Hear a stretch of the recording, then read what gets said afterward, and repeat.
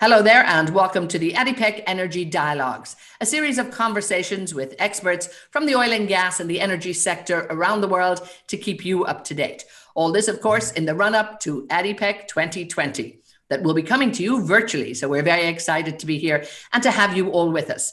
And I'm absolutely delighted now to be able to welcome the president of Total EMP in the UAE and the country chair here in the UAE for Total, Christophe Sassolas. Thank you so much, Christophe, for joining us. Thank you, Esna. We're delighted to be here with you. Now, like any other, I was going to say any other oil company, like any other company in the world, I mean, 2020 has been a rather tough year. I think everybody has had to brave up and be very, very resilient here. But how has 2020, impacted your strategic plans, I guess, and when you're looking to the future? What did you have in place that maybe was shook up a little bit, and what have you had to adjust to? Well, of course, the COVID crisis was something totally unexpected for all of us, and the prime response has been to take care of our people, the health, the safety of our people. And I want to acknowledge, we've had a lot of frontline workers offshore on the site that extended their rotation, that work hard to preserve the supply of energy to every one of us and the world over. So that's been obviously the prime thing that was on our focus today. It's business continuity and the continuity of energy supply. That said, of course, the energy industry, and we're no exceptions, make decisions in the mid to long term. And we've been able to keep that horizons throughout the year and to actually accelerate on many fronts the transformation of the company, and of course looking at the consumption patterns and whether they may have evolved throughout this year. So really it's really keeping the long term has been key in our decision making process. And of course, this is your region, and Total has been very steady here in the UAE. It's an important region for Total. Talk to me a little bit about the UAE particularly, and indeed the development of many of the projects that are going on right now. Well, of course, the UAE, as you know, is the birthplace of Total, and I actually use the word cradle because it's the cradle from which we have grown, and in parallel with the country and with the region, we move from oil to gas to power to renewables to solar within the country. So it's kind of a parallel evolution or a parallel childhood that we had. And the UAE and the Middle East in general remains very much the prime focus of Total. And if I had to give one reason, it's the access to the resources. Oil, gas, and solar. We are in the lowest cost, the easiest resources in the world. And it's also, when we look at the more energy and less carbon, if you look at, for example, oil resources, they're the lowest CO2 emission per unit, per barrel in the region. So if there was one single reason why for the foreseeable future the UAE and the Middle East will remain a prime focus for Total is that one. And talk to us about some of the major projects that are going on and have been going on here for the last few years. Well, we're the number one. We pride ourselves to be the number one partner of ADNOC. So we're working very hard to increase and help ADNOC enhance the production as part of the 4 and 5 million barrels target. And we're also very active, as you know, in trying to unleash some of the gas potential of the UAE as part of that second target that ADNOC and the country had set ourselves. So we're working on all fronts, increasing production, unleashing the gas, and lowering the CO2 emission. That's really the motto, and every single project goes around those three axes. Indeed, it is. It's the double mission, as you say, the three axes. Very important that everybody keeps on top of that. And again, a way to keep on top of that, technology. But often when we've spoken before, you've always said technology is an enabler. So talk to me a little bit about how you put it into that perspective here, because I'm very interested, and I'm sure our viewers will be. Yeah, thank you. I think I've used that word before, but technology is not a goal in itself. Our goal with our partners is to provide more energy and less carbon to the world. So we need to lower our cost and increase and lower our emissions. And I think more than technology, there's two elements that are very important. One is to ensure that our organization have those two goals very much embedded into the entire organization, because it's the operator in the control room that twisted the knob and is able to lower the emission by optimizing all the time. It is also having an organization that for me would be the second element, that is open to innovation and to actually changing the way we're doing things. And if I may, I would give you an example. I mean, because it goes beyond our own organization, it goes into our ecosystem. I was last week offshore in one of our platforms, and one of my staff was saying, well, we can do today remote inspection, we can use remote sensors, we can use remote camera to conduct the inspection, for example, of the turbines. But one of the problems we're facing is that the vendor of that turbine does not extend the warranty unless he sends somebody physically. So for me, the industry, it's very typical of the industry. We are living in the age of digital tools, but we're kind of living it the old ways. And there's still a lot remains to be done to harness the full power of that. And sometimes it doesn't come from technology itself, but from the way we partner, the way we arrange, and the entire ecosystem of an industry. And we really need to move forward on that. Indeed. And again, I think it comes back to making sure you've got the best qualified people in place, and of course, the best technology, because one is not going to manage without the other. But obviously, the energy transition is a huge focus for every oil and gas company around the world, and particularly the major IOCs, of course, you being one of them. But there has been, a shift in the last few years, really, looking at not just oil and gas companies, and even your CEO has talked about it, but becoming an energy company. I mean, this, I suppose, at the very heart of providing energy to the world in a clean, safe, and affordable manner. But talk to me a little bit about that need to maybe shift perspective, because ultimately you all have a bright future ahead of you. And it's something I think that every company really has to own and to live. Well, Patrick actually talks about Total being an energies with an S company, not an energy company.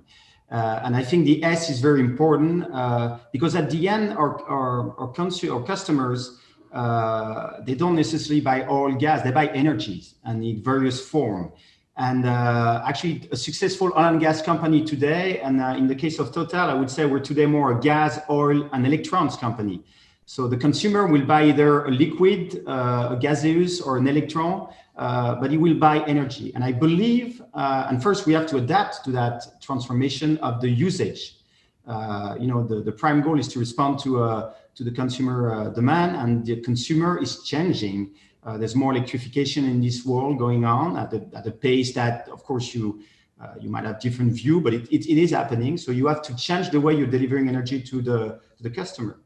And that plus the net zero challenge, the net zero carbon challenge, we believe at Total we have the skills for that. We know electricity, we know marine architecture for wind farms offshore.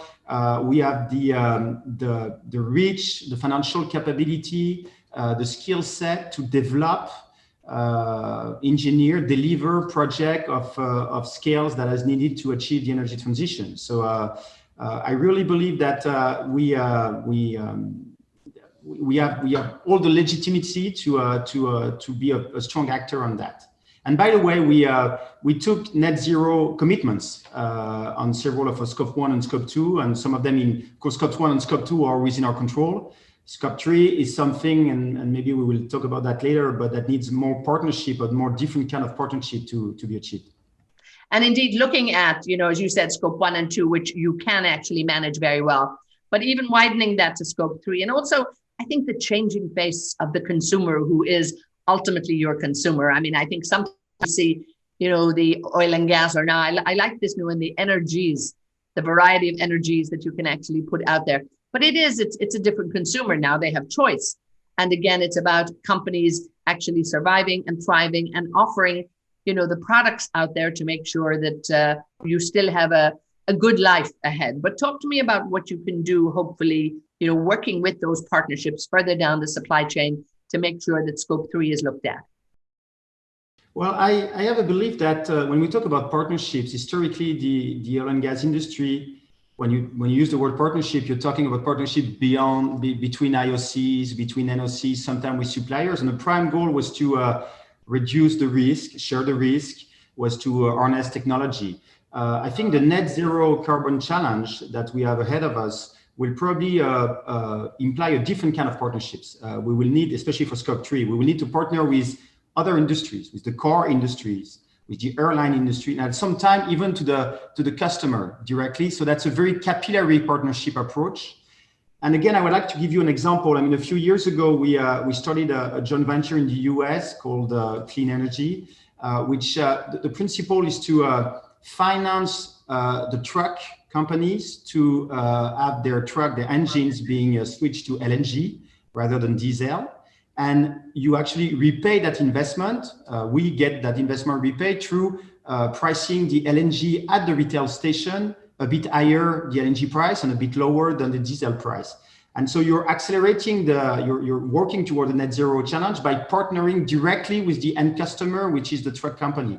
And that's the kind of partnership that I foresee we'll see an increase in the future. And that needs a bit of a different approach to face that.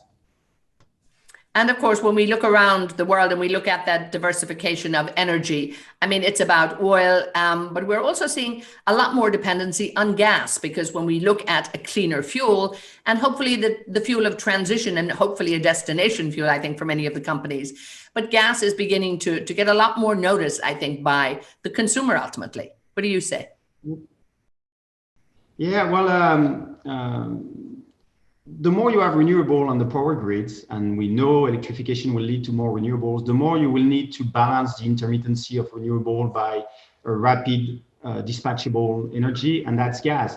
And I think you've seen, for example, this summer, some difficulty in some local grids, for example, in California, that I think put that back into the radar of many regulators, that you need more gas in the system as you grow your renewable share.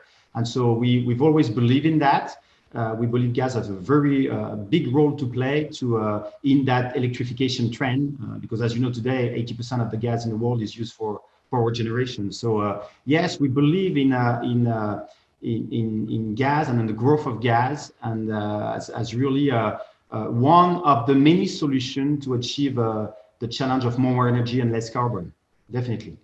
And indeed, at the moment, I think there is, we look at population projections, energy demand growth, and also we see hydrocarbons definitely in there as part of that mix going forward, and a necessary part.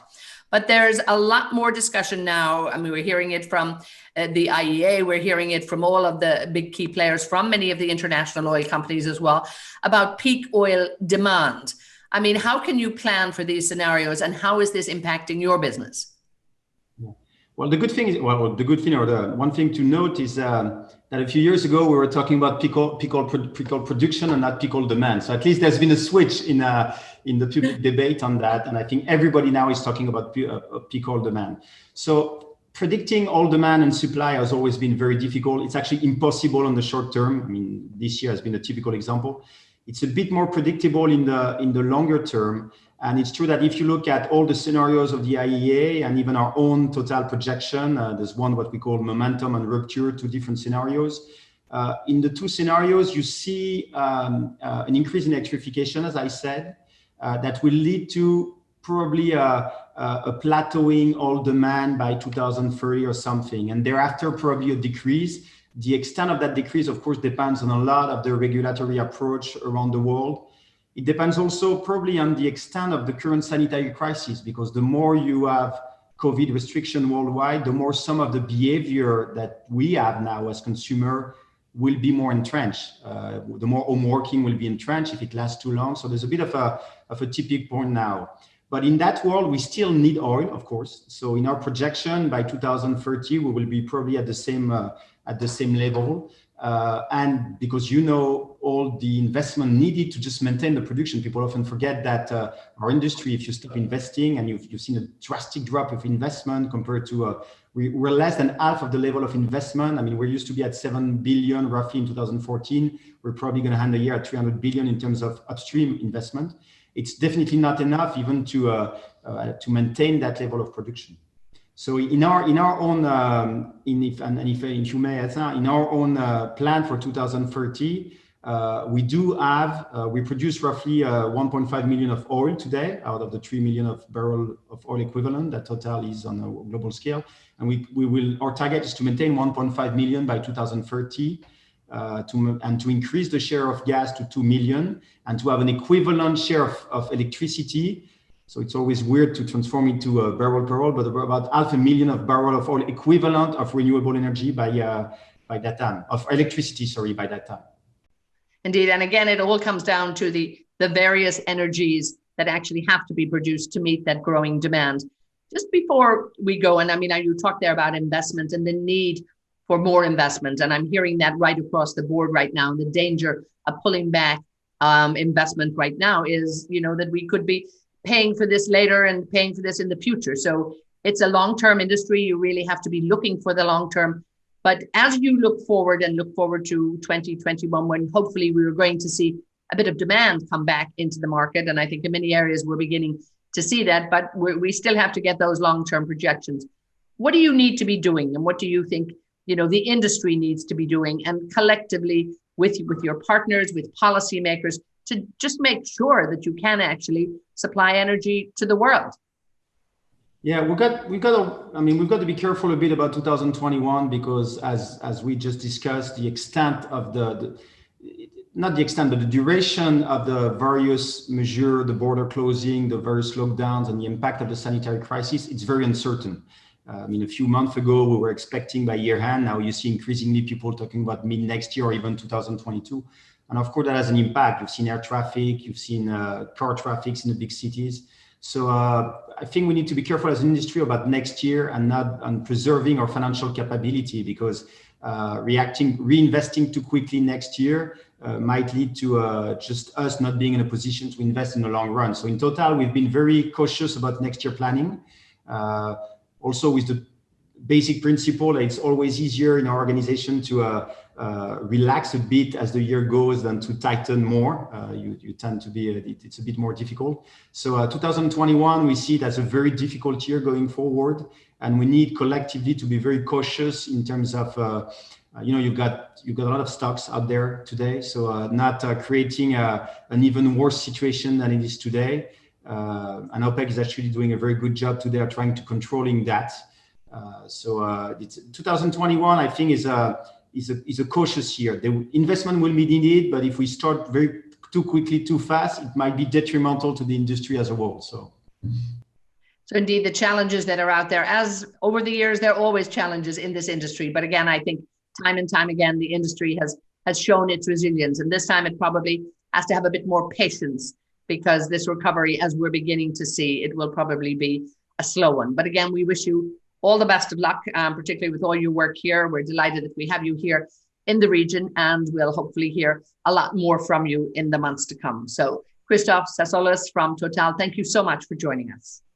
Thank you, Esna. Thank you very much.